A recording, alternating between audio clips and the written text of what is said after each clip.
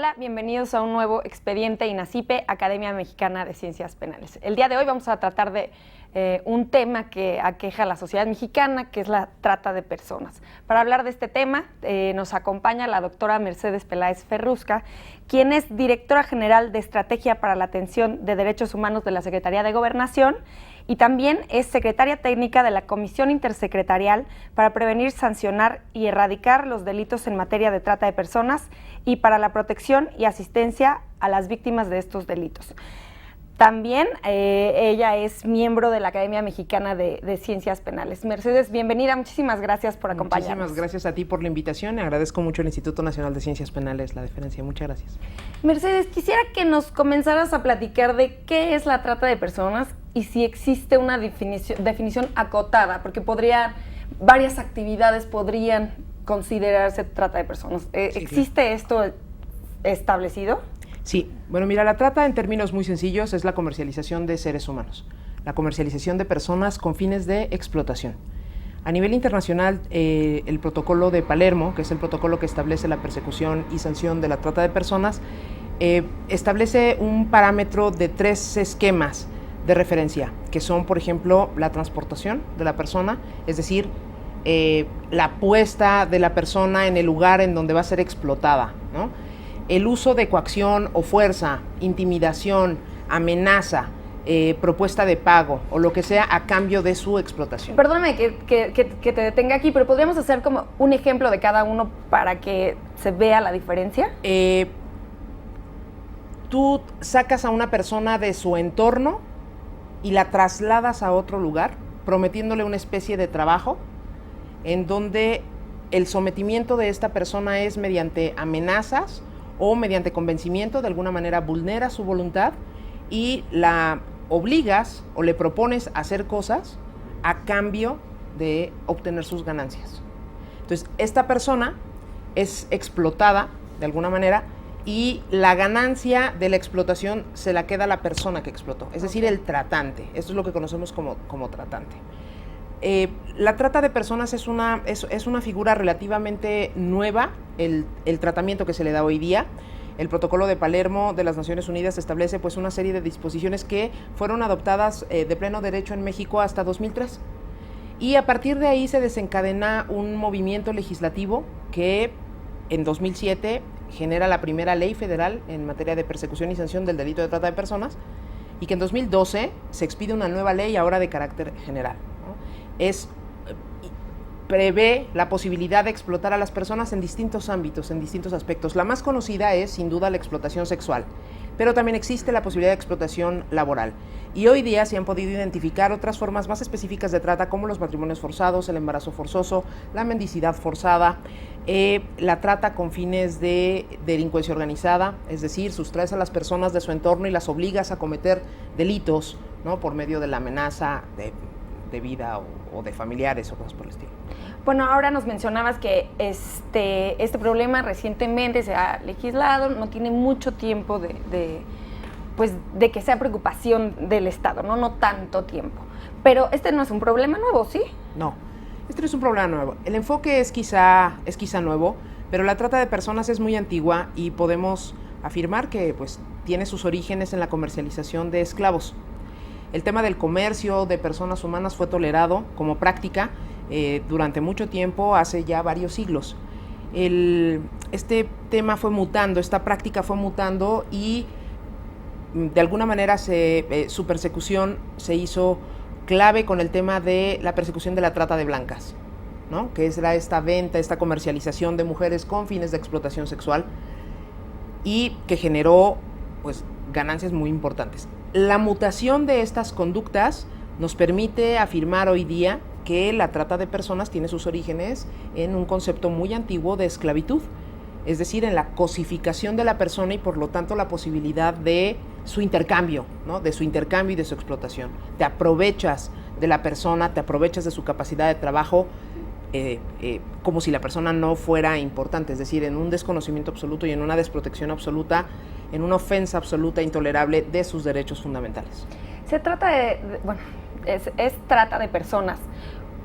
Cuando se obtienen fines de lucro, o sea, ¿solo es económico o existe alguna otra?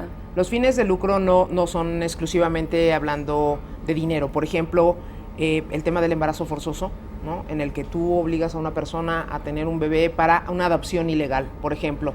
Desde luego que puede haber un tema de pago, pero no necesariamente es a propósito de una ganancia en dinero. Ese es uno de los problemas que tiene el tema de la trata, porque el aprovechamiento de las personas, su fuerza laboral, no necesariamente podemos compensarla con dinero. Bueno, hace un momento ya nos mencionabas la ley que salió en 2014, en 2012, que es un poquito más, que es una ley general, ¿no? El 14 de junio del 2012 se publica en el Diario Oficial de la Federación. Me voy a permitir leerlo porque es una ley que tiene un nombre muy largo, que es la Ley General para prevenir, sancionar y erradicar los delitos en materia de trata de personas y para la protección y asistencia a las víctimas de estos delitos.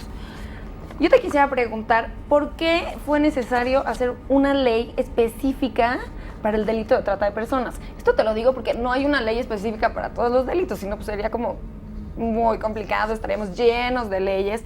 ¿Por qué México tiene que hacer una ley especial para este delito? Por el impulso, por la dinámica que tiene el movimiento internacional en contra de la trata de personas. Organismos internacionales de gran peso, como la Organización de Naciones Unidas, a través de la expedición de este protocolo de Palermo, de alguna manera están refrendando la idea de que las naciones deben de articular esfuerzos que vayan siendo más o menos homologados, ¿no?, en contra de la trata de personas. Entonces, el protocolo de alguna manera mandata que México adopte leyes de carácter interno que persigan la trata de personas y que establezcan los parámetros del tratamiento y de la atención a las víctimas. ¿Este protocolo de cuándo es o qué se firma? ¿Nos podrías dar una breve...? El dato preciso sobre la fecha no lo tengo, solo sé que fue de alguna manera vinculante para México a partir de 2003, en que el Senado lo ratifica. Es un poco más antiguo que eso.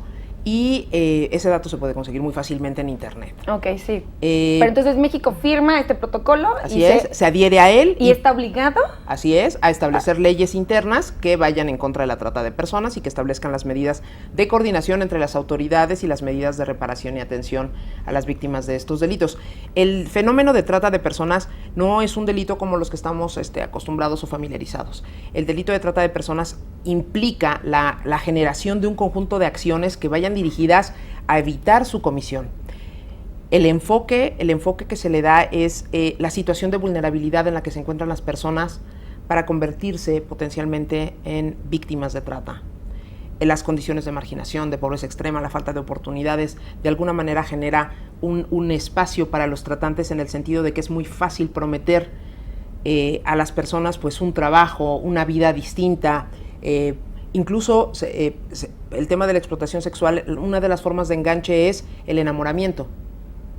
Y es fácil cuando estás rodeado de una serie de desventajas sociales, culturales, económicas, ser tentado para acceder a este tipo de propuestas en las que en realidad no importa si la víctima aceptó con consentimiento participar de la actividad, porque lo que se está entendiendo es que su situación de vulnerabilidad de alguna manera facilita el enganche por parte del tratante. Son formas delictivas muy complejas. El delito de trata es un delito permanente, es un delito continuo, no se agota en un solo momento, no tienes que comprobar el tema del beneficio económico para el tratante, tiene peculiaridades muy específicas. La idea central es que la trata es un medio para explotar personas. Y bueno, este protocolo es me imagino que es uno de los instrumentos internacionales que existen. Tú nos estabas hablando de cuál es la finalidad principal. ¿Lo podríamos traducir en prevención? Bueno, en el protocolo de Palermo y por lo tanto en la ley general mexicana se establecen 3 parámetros, pero en realidad se habla hoy de un cuarto, que es la prevención del delito de trata, es decir, que el Estado está obligado a generar acciones para prevenir el delito de trata y prevenir el delito de trata, también a diferencia de otros delitos, debe de ser configurado de una manera triple. Ir dirigidos a evitar la comisión del delito, ¿no?, que es la prevención tradicional, prevenir la victimización del delito, es decir, reducir los márgenes de vulnerabilidad de las personas para ser tratadas y, desde luego, también prevenir el consumo, ¿no?, de la trata de personas Ok. como una forma de aprovecharse de la explotación. Ejemplo, ¿cómo previenes el consumo de la trata? Uno es el tema de la mendicidad, ¿no? Tú no fomentas la mendicidad y entonces es posible que podamos eventualmente desarticular las redes de mendicidad forzada en la que un grupo de personas pone a otro grupo de personas en una situación de desventaja social a pedir dinero en la calle y el aprovechamiento de esa recolección no se lo quedan las personas, sino que lo pasan a quienes los han puesto en la calle. Eso es mendicidad forzada. O el tema de la explotación por prostitución ajena. Pero, por ejemplo, en el de mendicidad forzada, bueno, yo consideraría que en muchas ocasiones ellas dicen, no me obligaron, yo lo estoy haciendo por gusto. ¿Igual sería delito? Es que el consentimiento de la víctima no modifica la conducta activa del tratante, porque lo que tiene que demostrar el Estado es la situación de vulnerabilidad. Es decir, se puede pensar que eso es una forma de trabajo, pero eso no es una forma de trabajo, eso es una forma de explotación. El trabajo tiene sus reglas, los derechos laborales tienen sus reglas. Y aquí el tema es que otra persona se está aprovechando. Es decir, ¿con base en qué? ¿En qué posibilidad podríamos aceptar que una persona diga, claro, es que yo puedo poner a 5 o 6 personas en estas calles a pedir dinero y mi pago es una parte de lo que ellos generan? ¿Pero por qué? Ellos podrían libremente ya ponerse. Exacto, porque los organicé. Bueno, pues eso es trata. Porque el aprovechamiento se lo está quedando esa persona. Y eso no es trabajo, ¿me explico? El problema de la trata de personas y de la capacidad o dificultad para visibilizar el fenómeno es que consiste en muchas conductas, en muchos comportamientos que en muchas ocasiones están socialmente aceptados. Sí, claro. Y por ejemplo, también, ¿quién sería el responsable de denunciar, en este caso, de que una persona pone a pedir limosna a varias? Pues muy probablemente la víctima de trata de personas no denunciará.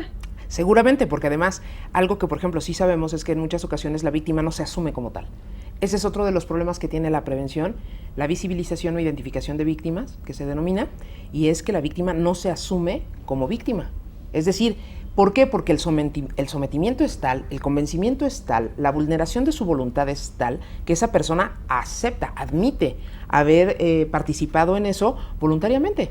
Por ejemplo, en el caso del enamoramiento, de la explotación sexual, donde la forma de enganche es el enamoramiento o el matrimonio, las personas, las víctimas de los que se han recogido testimonios, lo que dicen es que me ama, estamos pasando por un bache y yo tengo que trabajar. Y hay necesidad. Exacto, lo asumen como una forma de trabajo, lo asumen como algo que se tiene que hacer, y eso es lo que hace todavía más delicado el tema, porque si somos un poco conscientes y pensamos en cuántas circunstancias en la vida cotidiana, ¿no? Desde el trabajo doméstico, la mendicidad forzada, la prostitución, nos van guiando la explotación laboral. Por ejemplo, en los campos agrícolas tenemos un problema fuerte de explotación en los campos agrícolas, en las minas, en la construcción, ¿no?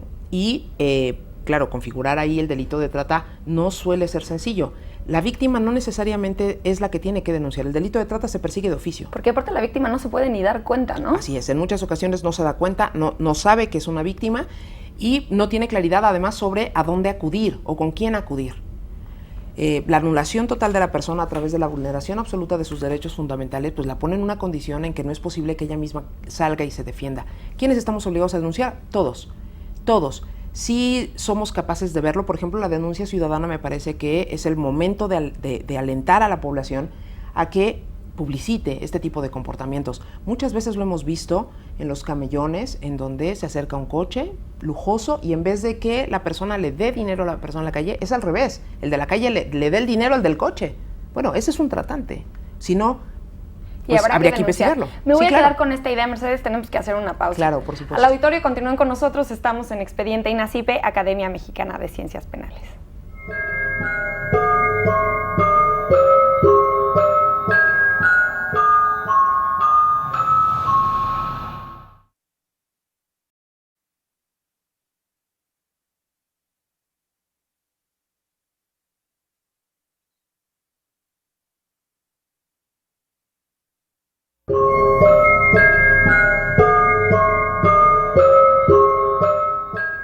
Gracias por continuar con nosotros en Expediente INACIPE, Academia Mexicana de Ciencias Penales. Les recuerdo que pueden estar en contacto con nosotros a través de las redes sociales, el número de teléfono que aparecerá en sus pantallas y nuestro Twitter, que es @expediente_. Los invito a seguirnos y darnos sus comentarios y sugerencias acerca del programa. El día de hoy estamos hablando de la trata de personas. Mercedes, antes de irnos al corte estábamos hablando de la denuncia y ya nos hablabas de la importancia de la denuncia ciudadana, ¿no? ¿Nos podrías dar algún dato en dónde puede la gente denunciar? Claro, desde luego. En la página de la Secretaría de Gobernación, que encabeza la Comisión Intersecretarial para Prevenir, Sancionar y Erradicar los Delitos en materia de trata de personas y para la protección y asistencia a las víctimas de estos delitos, hay un micrositio de la propia comisión en donde hay un link directo a la página de PGR para hacer una denuncia vía internet. Para nosotros es muy importante que los ciudadanos puedan aprovechar la facilidad de esta herramienta.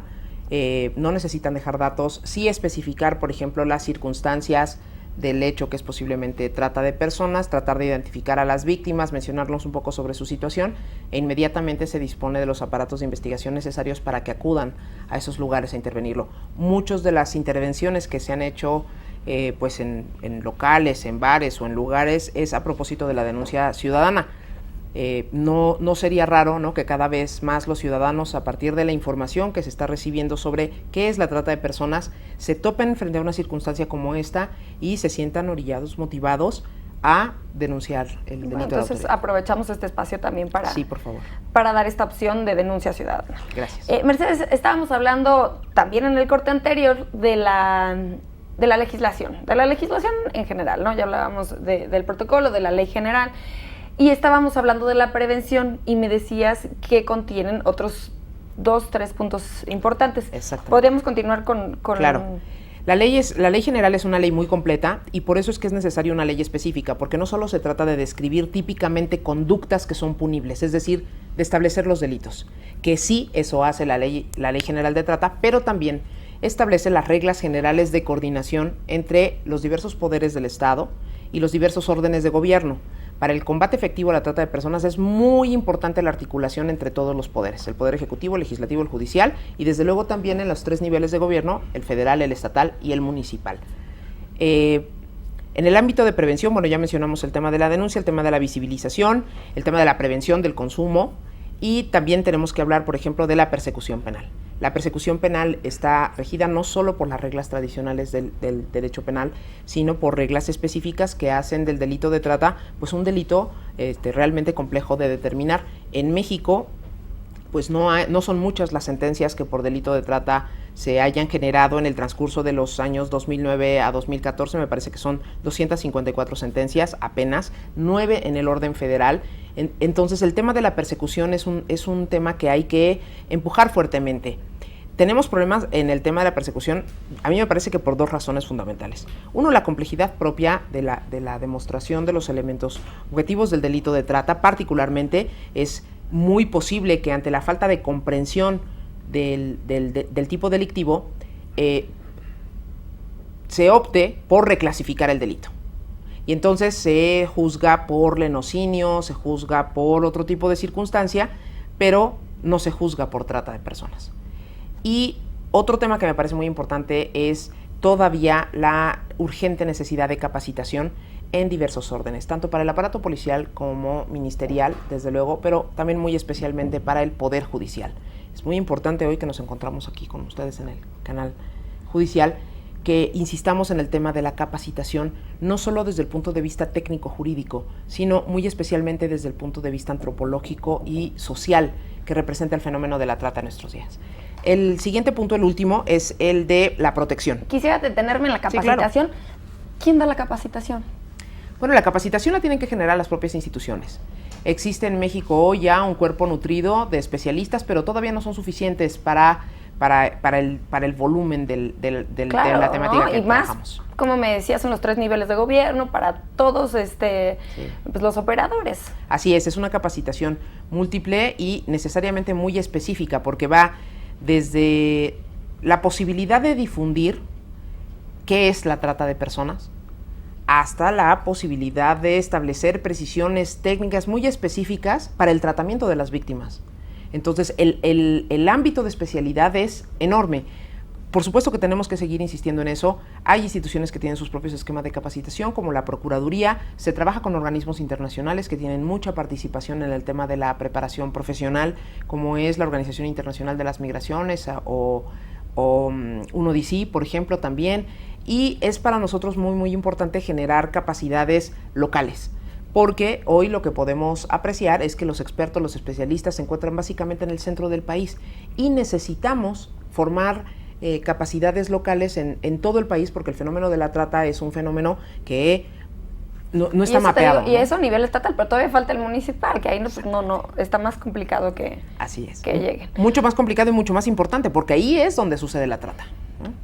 Bueno, entonces íbamos hablando de la prevención y de la persecución. Sí, nos falta el ámbito de la protección, que también es un conjunto de acciones que establece el Protocolo de Palermo y desde luego la Ley General. Este es un punto muy importante, porque la idea de visibilizar, rescatar víctimas pasa necesariamente por la obligación del Estado de asistirlas y protegerlas. Cuando hablamos de una vulneración de esta naturaleza, de sus derechos fundamentales, lo que tenemos que hacer es restituir, reparar, ¿no? Reintegrar esos derechos fundamentales en la persona que es o ha sido víctima de trata de personas.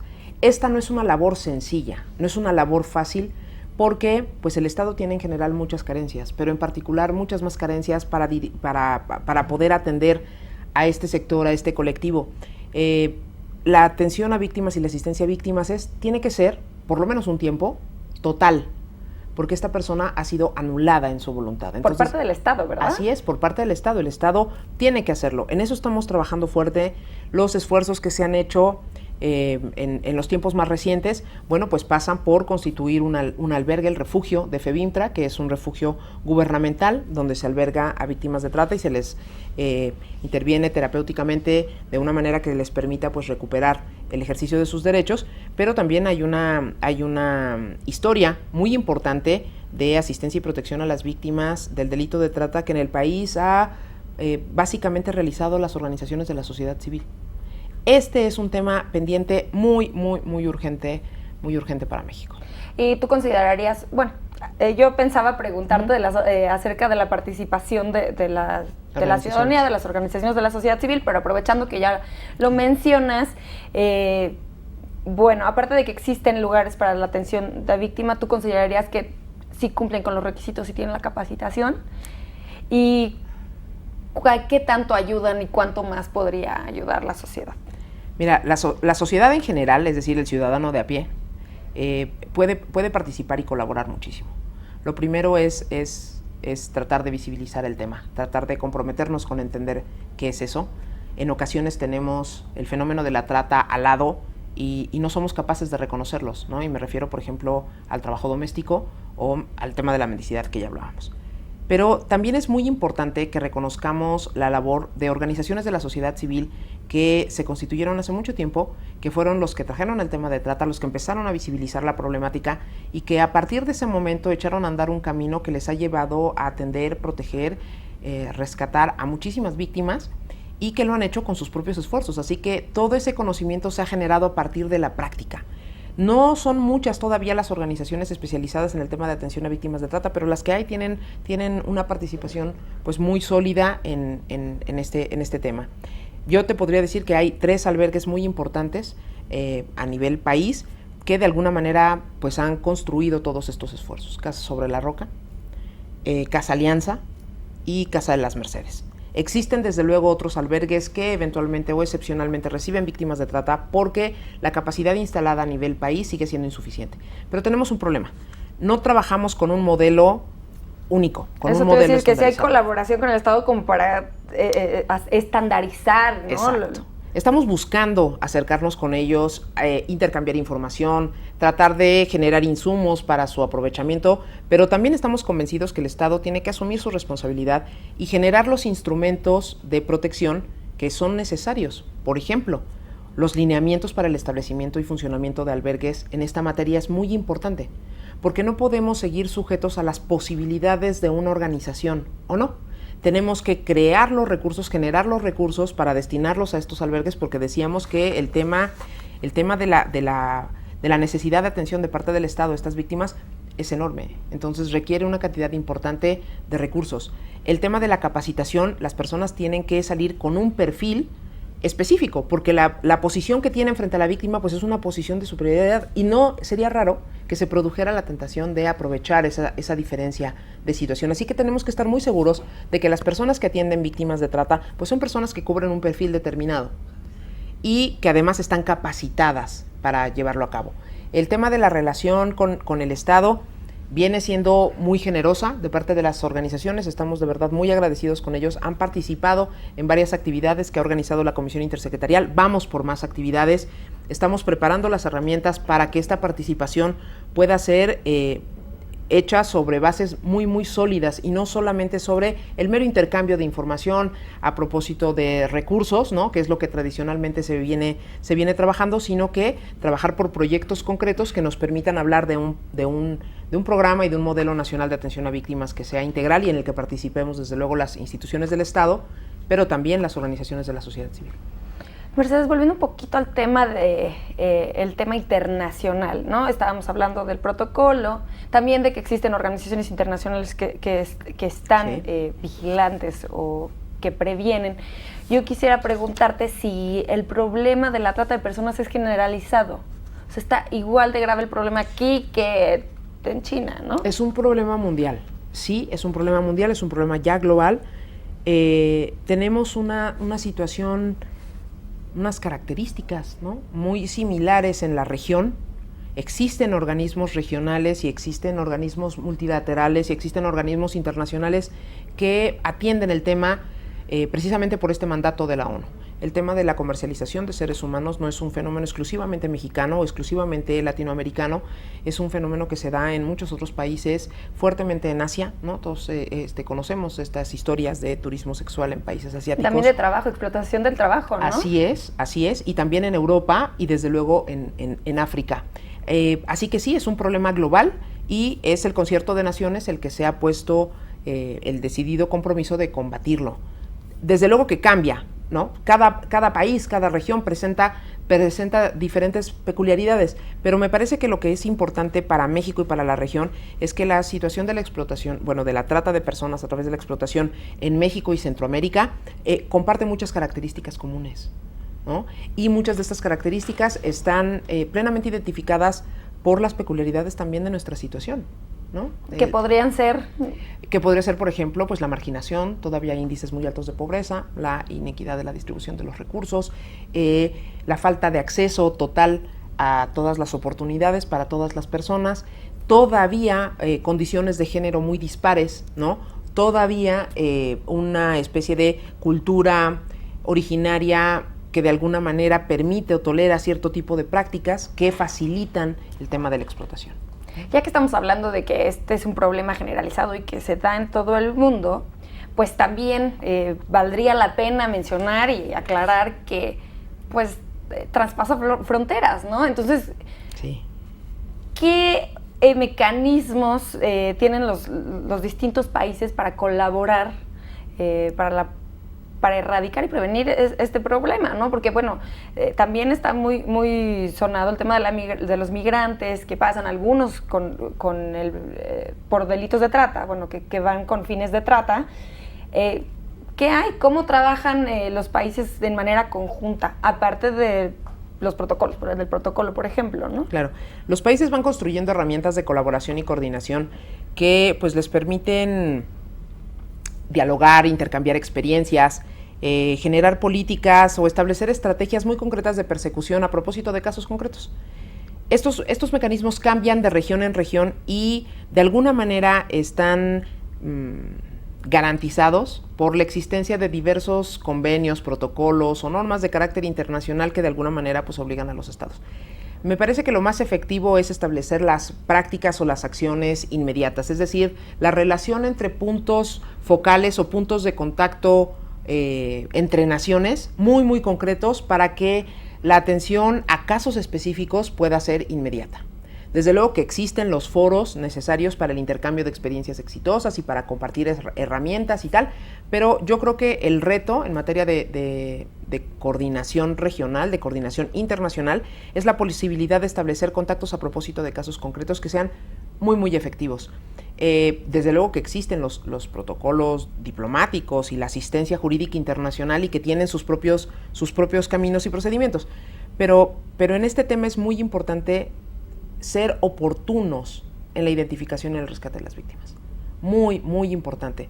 Y tenemos que garantizar que cuando, por ejemplo, es rescatada una víctima en México y esta persona decide regresar voluntariamente a su país, es muy importante que los estados garanticemos que ese nivel de protección, de atención, de asistencia que tiene en un país pueda tenerlo en su país de origen.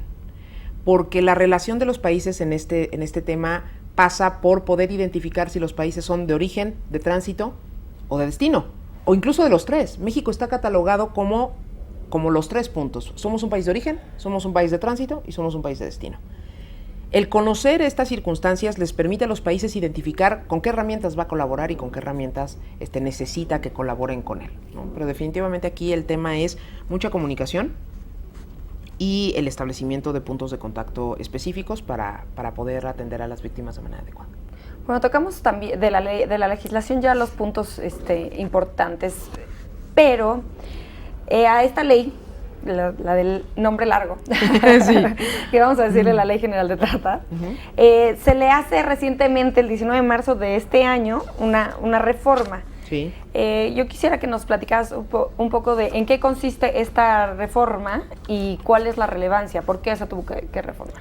Mira, esta es una reforma parcial a una sola disposición de la ley, pero es una reforma muy importante porque garantiza la obligación del Estado de atender a las víctimas y de informar a las víctimas sobre sus derechos en su lengua originaria.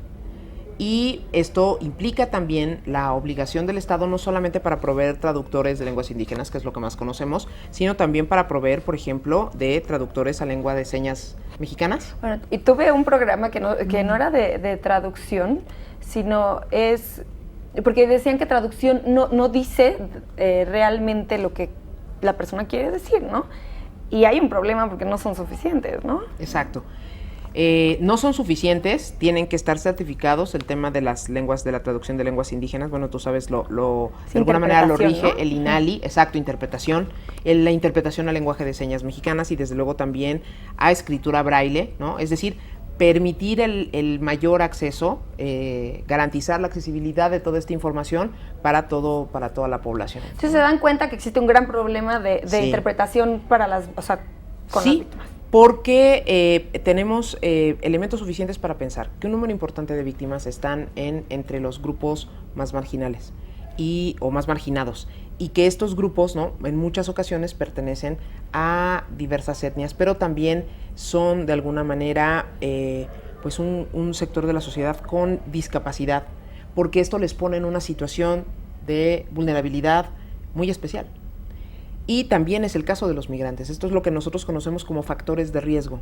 Entonces, tú estás en estas condiciones, bueno, pues tienes mayores posibilidades, ¿no?, de ser tratado que otra persona. Eso nos permite dirigir la acción del Estado, dirigir la política pública, prevenirlo justamente en estos sectores. Esa reforma atiende justamente a eso. Estamos esperando de verdad con mucho entusiasmo la posibilidad de contar con una reforma más ambiciosa a la ley de trata de personas.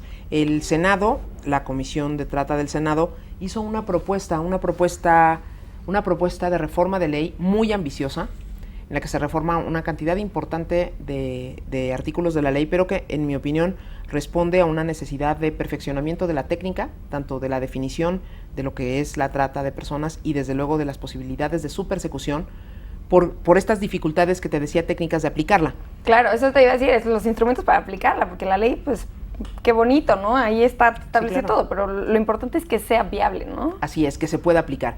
Y esta reforma me parece muy, muy importante, pero bueno, de momento está siendo discutida en la Cámara de Diputados. Entendemos, ojalá de verdad la Cámara de Diputados tome con la importancia que merece el tema, la necesidad de empujar esta reforma.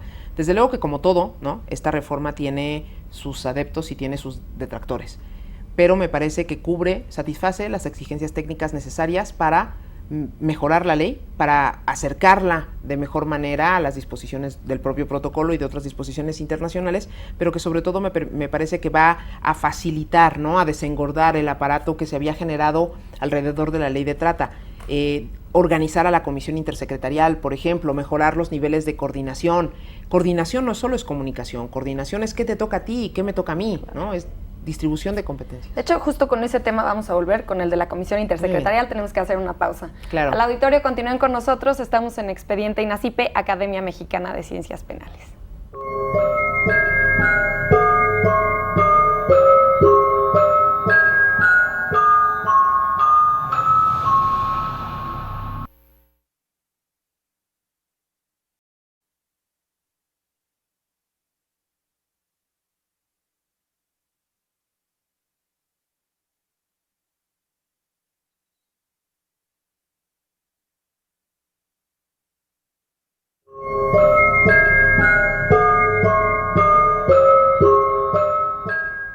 Gracias por continuar con nosotros en Expediente INACIPE, Academia Mexicana de Ciencias Penales. Les recuerdo nuevamente que pueden estar en contacto con nosotros a través de nuestro Twitter, que es @expediente_. Los invito a seguirnos y darnos comentarios y sugerencias acerca del programa.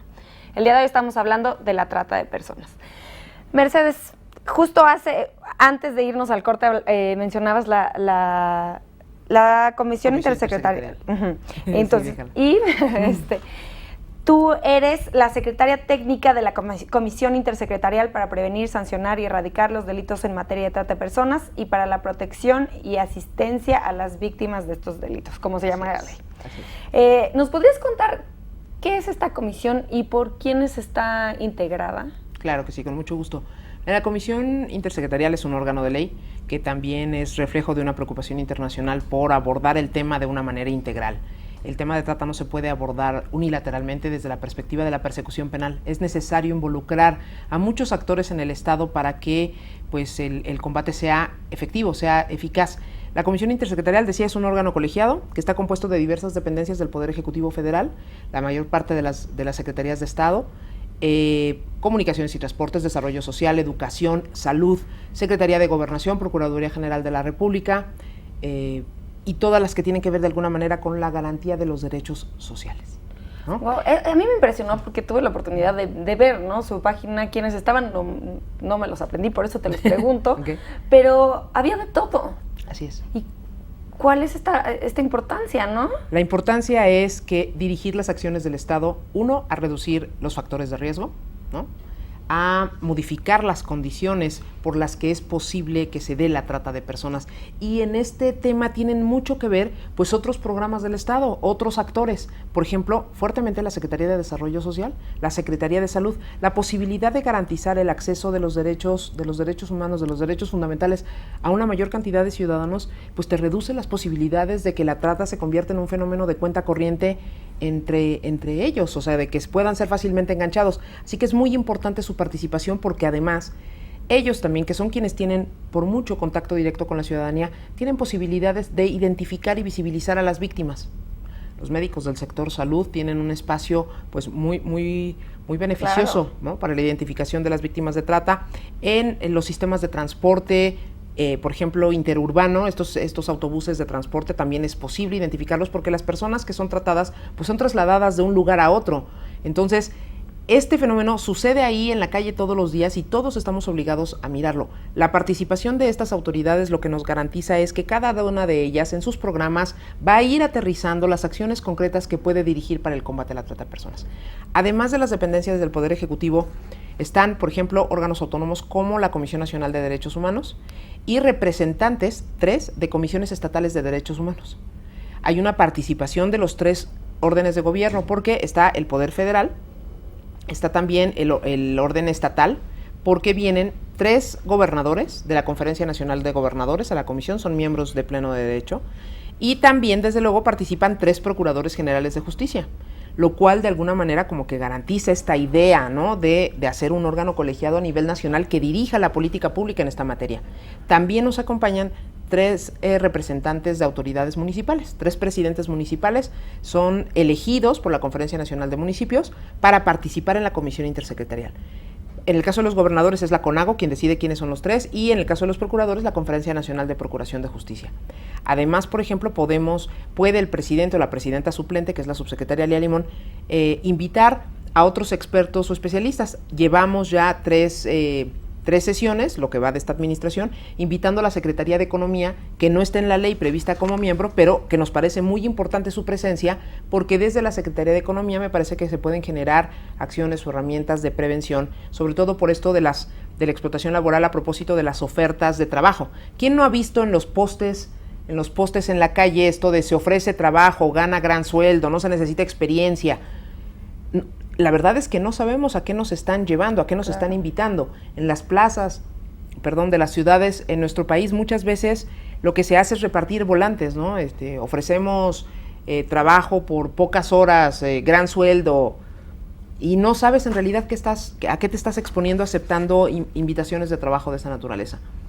Algunas de las víctimas de trata que han venido del extranjero y que se han ubicado aquí, cuando se les pregunta cómo se acercaron a esa opción de trabajo, muchas de ellas dicen que es a través de páginas de internet en las que se les ofrece trabajo de decanes, de modelos, donde se les ofrece la posibilidad de desarrollar sus dotes artísticas, y cuando llegan aquí se les retiran papeles, se les encierra en un lugar y se les obliga a prostituirse o a bailar en estos clubes exóticos. Desde luego hay una línea muy delgada y que es muy importante cuidar entre la persecución de la prostitución y la persecución de la trata de personas, porque pues no son la misma cosa, pero sí es muy importante que todos tengamos cuidado con el tema de las ofertas laborales. También forman parte de ella académicos y organizaciones de la sociedad civil. Sí, me sorprendió. Vi que se abre toda una convocatoria para ver a quiénes serán los participantes de la sociedad civil, ¿no? Exactamente. ¿Y de los académicos igual? De los académicos igual, así es. La ley y el reglamento establecen un procedimiento muy específico para su selección. Es una convocatoria abierta, se establece por propia ley una serie de requisitos. Gobernación lo que hace es solamente verificar el proceso y de alguna manera presentar a la subcomisión consultiva a los candidatos que pudieran resultar elegidos. Ya me habías platicado un poco de la participación de la sociedad civil, ¿no? Y de la importancia y pues que más que estén en la comisión intersecretarial, pero por ejemplo me llama la atención los académicos. ¿Por qué? Los académicos porque, bueno, déjame decirte que fui a Tailandia hace algunos meses a una reunión de organismos de esta naturaleza a nivel mundial. Había mucho país asiático, había solamente 3 latinoamericanos, y lo que me dijeron es que ellos no conocían otra experiencia en donde se incluyera la participación del sector académico. Así que les pareció muy interesante y hasta tomaron nota. A nosotros nos parece que es fundamental, y me parece que la ley del 2012 tiene un tino en este tema, porque es un tema tan especializado que requiere la generación de conocimiento nuevo, y además requiere la generación de conocimiento local nuevo.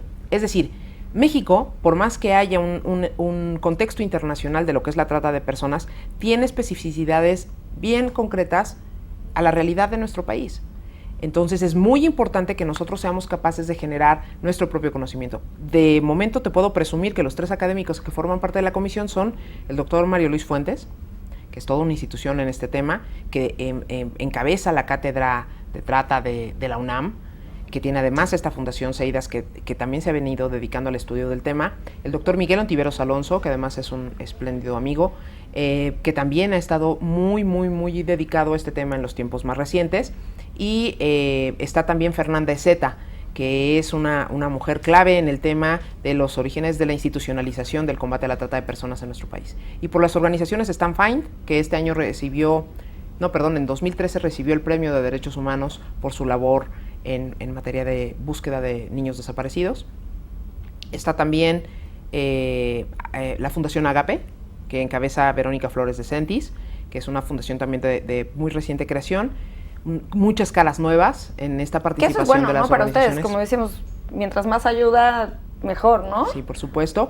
Y la tercera es toda una institución, a pesar de su juventud, una mujer verdaderamente impresionante, Mónica Salazar, que encabeza Colectivo contra la Trata, que es un conjunto de organizaciones de la sociedad civil que van en contra de la trata de personas y que hacen desde charlas para niños, en donde a través de juegos de serpientes y escaleras ellos pueden identificar, por ejemplo, a través de un conocimiento ya muy especializado, qué niños están pudiendo ser tratados, ¿no? o abusados o victimados, que es algo que tenemos que perfeccionar en el país, porque el tema de la violencia y del abuso no se ve solamente a la escala narcotráfico, que es lo que estamos acostumbrados a ver, se ve sobre todo también a escala a pie de banqueta, ¿no? En las casas, en las relaciones, etcétera. Y Mónica, bueno, pues es también participa a través de su organización en la comisión, lo cual ha levantado muchísimo, desde luego, no solo el nivel, sino además la posibilidad de discutir abiertamente los temas y de hacer propuestas novedosas y demás. Es una comisión muy movida.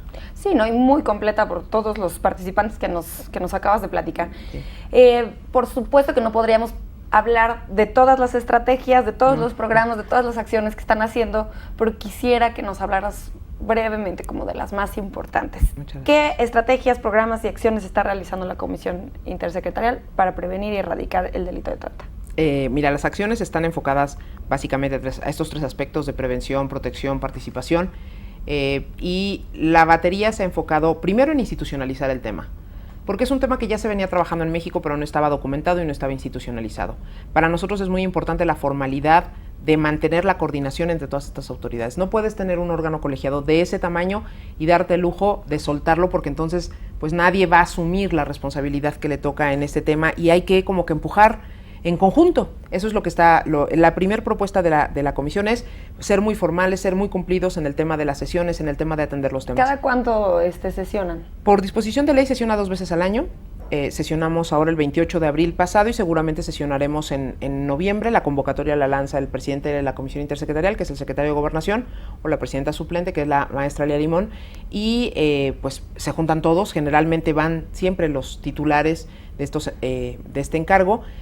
También se generó ya la necesidad de articular otro órgano colegiado que está establecido por la ley, que es la subcomisión consultiva. La subcomisión consultiva es el órgano operador de la Comisión Intersecretarial. Es el órgano que se encarga de hacer los proyectos, de generar las estrategias, de discutirlas entre todos y de proponerlas a los titulares de la Comisión Intersecretarial. Es un órgano que sesiona cada 3 meses. Vamos a sesionar, yo creo que a finales de este mes, seguramente, y llevamos una cantidad de acciones importantes. Durante 2013 y todo lo que va de 2014, un poco la idea fue institucionalizar, formalizar y tener acercamientos concretos con cada dependencia para poder identificar cuáles eran pues los puntos que necesitábamos abordar desde la perspectiva de cada institución. Hoy por hoy estamos trabajando en diversos grupos de trabajo que tienen tareas muy específicas. Por ejemplo, la generación de un modelo único de atención y protección para víctimas, la generación de unos lineamientos para albergues y refugios en materia de trata de personas, que son fundamentales por lo que decíamos hace un momento, la generación de protocolos específicos para la generación de las acciones, es decir, cómo vamos a capacitar al personal, pues a través del uso de protocolos que le permita tener a todo el mundo claridad sobre qué es lo que tiene que hacer y por qué. ¿Y se ponen plazos y se miden los resultados? Sí, por supuesto, nos ponemos plazos, medimos los resultados de la mejor manera que podemos. Tenemos que intercambiar la información entre muchos actores, no son procesos sencillos, porque todos tenemos además pues otros temas que atender, ¿no? No estamos exclusivamente dedicados al tema de trata. Pero en general me parece que vamos trabajando muy bien. Para la sesión de noviembre estamos todos muy esperanzados de que podremos proponer todas estas herramientas ya como finales a la aprobación de la Comisión Intersecretarial, y eso de verdad no ha sido trabajo sencillo. Tenemos, por ejemplo, la página ya web de la Comisión Intersecretarial, que está en un micrositio albergado en la página de Gobernación, que es una página que permite difundir todas las acciones en materia de trata, pero también poner a disposición del ciudadano la información correspondiente a estos temas, porque no existen. Todavía está muy nueva esta materia. Además, traemos información de los estados y estamos proyectando, estamos creando un sistema de información en materia de trata de personas que mandata la ley, que no había sido construido, pero que tampoco es una cosa fácil, porque sí, los puntos son súper diversos. Desde, por ejemplo, rutas de tratantes, mapas, situaciones, tienes que identificarlas todas, víctimas, características, edades, género. O sea, es una cantidad de campos impresionante, pero también tenemos claridad en que es fundamental generar el conocimiento a partir también de los datos estadísticos, de las cifras. México no tiene sus propias cifras en esta materia y es necesario tenerlas para poder dirigir acciones específicas. Ya que estás hablando de las cifras y de la situación de México, pude ver en la página en Gobernación y en la de la Comisión Intersecretarial que la Oficina de las Naciones Unidas contra la Droga y el Delito y la Secretaría de Gobernación realizaron un diagnóstico nacional sobre la situación de trata de personas en México. Este es un tema que quisiera tocar brevemente, sí, claro. Me encantaría, podríamos hacer un programa de esto, pero nos quedan 2 minutitos. Claro. ¿Cuál fue el resultado de este diagnóstico? ¿Qué dice? Mira, este diagnóstico es un muy valioso primer esfuerzo para documentar la situación de la trata de personas en el país, y además está hecho, bueno, pues por una organización internacional que tiene todo el prestigio en este tema. México no contaba con un diagnóstico de estas características y hasta donde sé fue bastante complicado hacerlo. Se hizo con información del 2011, la información que está ahí, tenemos que tener mucha claridad en que es información que corresponde pues a años recientes, pero no es de 2013. Por ejemplo, sistematizar toda la información, analizarla y producir como resultado ese diagnóstico me parece un ejercicio muy, muy, muy valioso que todos podemos ver además en la página de internet también del micrositio. Ahí encuentran ustedes la versión electrónica del diagnóstico. Tiene muchos temas, pero por ejemplo, habla de las rutas que usan los tratantes, que además son rutas muy cambiantes, habla de los modus operandi, de las bandas de tratantes de personas. Para nosotros es muy importante porque nos habla de los puntos flacos, ¿no?, de la actuación del Estado, nos pone el acento en la necesidad de generar algunas políticas públicas, en las que por cierto ya estamos trabajando, y me parece que da mucha claridad, mucha información sobre el tema. Es muy importante hacer diagnósticos estatales, es fundamental. Esta podría ser una base para el sistema de información que tendrían que... Sí, es una base, pero a un año de haber arrancado y ya con la posibilidad de haber podido elaborar el primer informe que corresponde a esta administración, que también es un mandato de ley, el informe 2013, hemos encontrado muchos más todavía más allá del diagnóstico.